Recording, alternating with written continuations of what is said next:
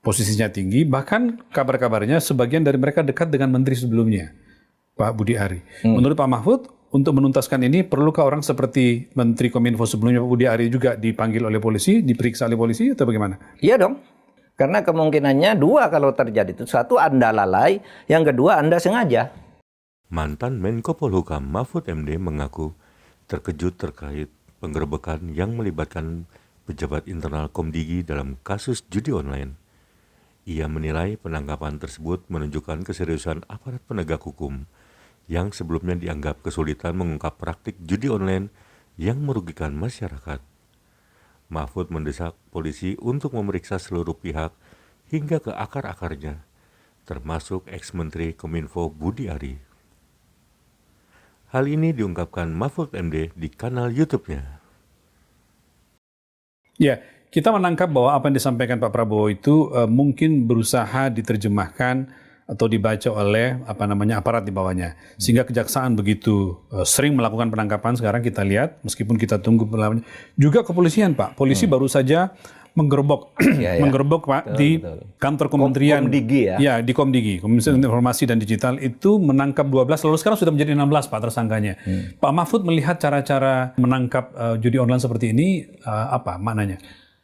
Menurut saya bagus, tapi juga mengejutkan. Di mana Pak? Ternyata yang ditangkap itu orang-orang Komdigi sendiri kan, orang dalam kan. Nah, beberapa pejabat di kementerian itu. Beberapa pejabat. Artinya sebenarnya seperti yang pengalaman kita yang sudah-sudah, kalau aparat itu mau, sejak dulu bisa menangkap ini. Hal-hal yang secara ini dianggap sulit banget, tidak ketahuan, bisa. Jadi ini soal kemauan aparat penegak hukum saja Pak ya, bertindak ya? Iya, tinggal kemauan. Dan dibersihkan backing-backingnya itu. Nah kadang-kala ada orang dalam juga yang pura-pura profesional tapi backing, ya kayak yang di Komdigi sekarang ini kan. Dia kan pekerja yang ngamankan itu. Ngelapor ini. Sekarang udah Pak ditutup judi online, judi online. Judol. Ini 18.000, besok sekian ribu. Tapi dia enggak bilang bahwa ini muncul lagi yang dia biarkan. Iya. Gitu kan? Akhirnya ketangkap. Yang bahasanya malah dibina sama dia Pak katanya. Iya. Polisi itu punya alat untuk tahu.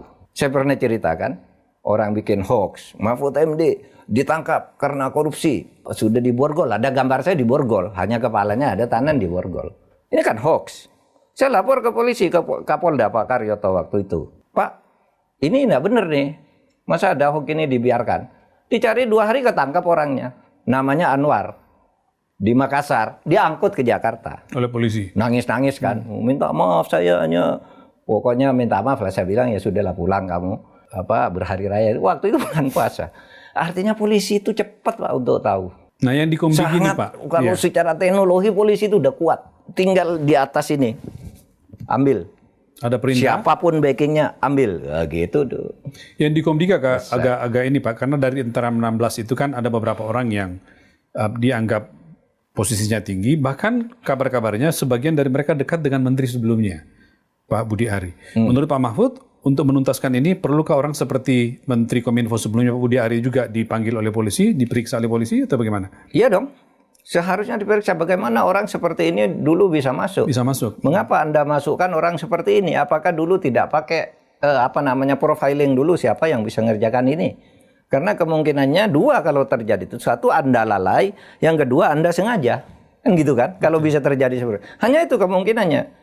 Dia tidak mungkin bicara, apa ini sudah baik, nyatanya tidak baik. Kan kemungkinannya ini tidak baik karena kelalaian saya. Betul. Atau tidak baik kalau tidak ada alasan berarti sengaja bermain Anda dengan itu. Kan gitu aja.